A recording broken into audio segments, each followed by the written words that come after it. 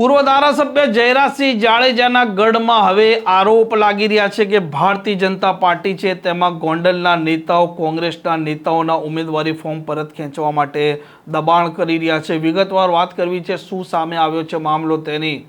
વૈષ્ણવજન તો તેને કહીએ જે પીડ પરાઈ જાનાને રે।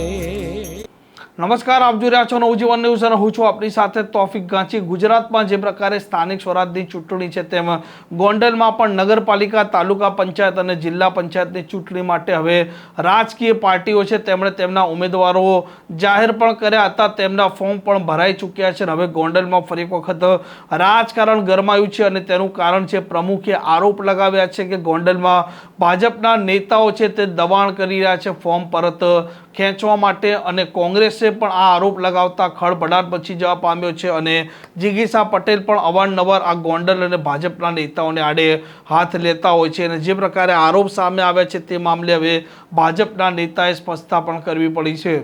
એમાં ભાજપને આપના જેટલા ઉમેદવારો હતા એને અમે કોઈ પણ પ્રકારનો વિરોધ નથી કર્યો, કારણ કે અમે લોકો એવું માનીએ છીએ કે લોકશાહીમાં પ્રજાને નક્કી કરવાનું હોય કોને મત આપીને જીતાડવા, કોને હરાવવા। એટલે તાલુકા જિલ્લામાં તો 3 પાર્ટી હતી એટલે ભાજપ વાળા બહુ મહેનત ન કરી, પણ આજે મેં જોયું અમે ચકાસણી હારે હતી તાલુકા જિલ્લા નગરપાલિકાની। આજે નગરપાલિકાની પરિસ્થિતિ જોઈ છેલ્લી 48 કલાકની અને અમને એવું લાગ્યું કે ગોંડલ ને જે લોકો કહે છે ને ગોકુળિયું ગોંડલ, પણ હકીકત કહે છે મિર્ઝાપુર, જે યુપીનું મિર્ઝાપુર છે ને, અમે જોયું તો નથી પણ એવું માની છીએ કે યુપીના મિર્ઝાપુરમાં એટલી ખરાબ પરિસ્થિતિ નહીં હોય જેટલી આ ગોંડલમાં છે। કારણ કે છેલ્લા 48 કલાકમાં નગરપાલિકાના જે અમારા 40 ઉમેદવારો હતા એમના ટેકેદારો અને દરખાસ્ત કરનારાઓ માટે એટલો અમાનુષી અત્યાચાર ગુજારવામાં આવ્યો છે 48 કલાકમાં। અમુક ટેકેદારોને મારવામાં આવ્યા છે, અમુકને ઉપાડી જવામાં આવ્યા છે અને અમુકને માર્યા એ અમારી પાસે આવ્યા। અમે એમને કીધું રાતે 2 વાગ્યા સુધી તમે ફરિયાદ કરો, તો એ લોકો કે અમારે અહીંયા ગોંડલમાં રહેવું છે, અમારે અહીંયા રોજીરોટી કમાવી છે, અમે ફરિયાદ ન કરીશ। પછી અમે પ્રેશર ન કર્યું, કારણ કે અમે અમારા ઉમેદવારો માટે, કોંગ્રેસના ઉમેદવાર માટે કોઈ સામાન્ય માણસ જે બિચારાએ મહેનત અમારા પ્રત્યે લાગણીથી ટેકેદારને દરખાસ્તમાં સહી કરી હોય, જો એને એટલી બધી તકલીફ પડતી હોય તો એને વધુ તકલીફ પડે ને ગોંડલમાં રહેવું મુશ્કેલ થઈ જાય એવું અમે કદી ન ઈચ્છીએ। એના માટે અમે કીધું કાંઈ વાંધો નહીં, તમે ફરિયાદ ન કરો તો કાંઈ વાંધો નહીં, અમે તો અહીંયા લડીએ છીએ અને કાયમ માટે આ ગુંડાશાહી અમે લડતા જ રહેવાના છીએ। એટલે ગઈ 48 કલાકથી ટેકેદારો અને દરખાસ્ત કરનારા માટે આ ભાજપના લુખાઓ ગુંડાઓએ ગોંડલમાં એટલો અસહ્ય ત્રાસ ગુજાર્યો છે એની કોઈ સીમા નથી।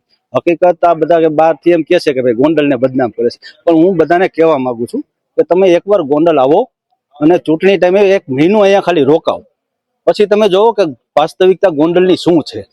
આજે ગોંડલને અમુક લોકો એમ કે બદનામ કરે, એમને કોઈને બદનામ કરવાનો શોખ નહીં। ગોંડલ અમારી માતૃભૂમિ છે, અમને ગોંડલને બદનામ કરવાથી કઈ લાભ નથી, પણ ગોંડલમાં હકીકત પરિસ્થિતિ એટલી હદે ખરાબ છે ને કે એની કોઈ સીમા નથી। એના માટે માણસ અનુભવે ને એને જ ખબર પડે, વાત કરીએ કોઈ માને નહીં। એટલે છેલ્લે 48 કલાકમાં અસહ્ય ત્રાસ લોકો માથે ગુજરો। ભાજપના જ કાર્યકરો, લુખાઓ, ગુંડાઓ, આપણે તો કહેવાય નહીં પણ એને કામગીરી ગુંડા અને ગુંડાઓ એને સારી કેવરાવે એવી કાર્યવાહી છેલ્લી 48 કલાકમાં કામ કર્યા છે આ લોકોએ કે જ્યાંથી ગમે ત્યાંથી ગોતીને એમના ઘરે જઈને રાતે 11 વાગે ઘરે જઈને અને ફડાકા પણ મારેલા છે ટેકેદારોને, દરખાસ્ત કરનારાઓને।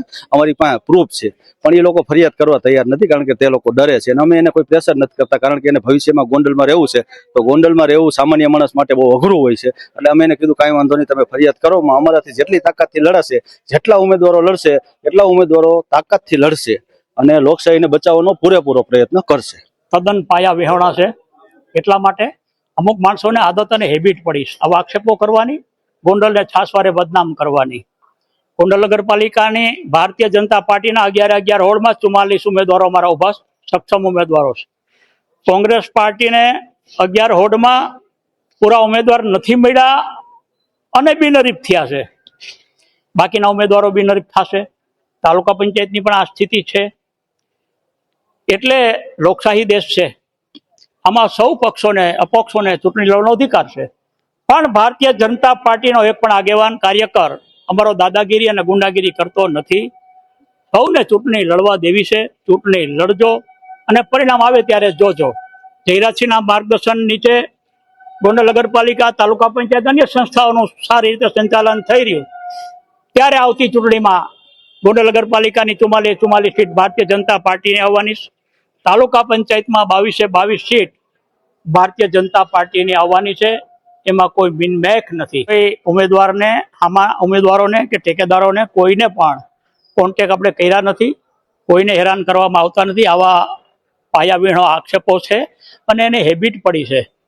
હા, એને ઉમેદવારો જ જ્યારે નથી મળતા અને સ્વાભાવિક છે કે જે દરખાસ્ત મૂકનારા એના સોગંદનામા ઉપર રજૂ કરે છે કે ઉમેદવારોના ટેકેદારો દરખાસ્ત મૂકનારાની ખોટી સહીઓ કરીને રજૂ કર્યા છે, તો એ અધિકારીનો મામલો છે, ચૂંટણી અધિકારીનો મામલો છે. ચેક કરશે, એ માન્ય રાખશે અમાન્ય રાખશે એ એનો અધિકાર છે.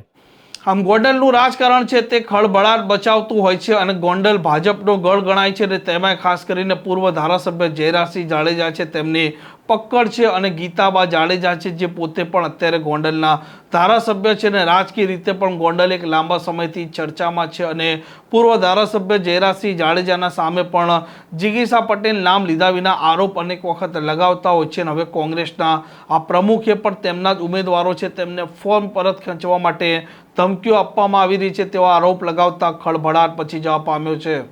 આ પ્રકારના સમાચાર માટે નવજીવન ન્યૂઝની આ ચેનલ સાથે જોડાયેલા રહો. નમસ્કાર.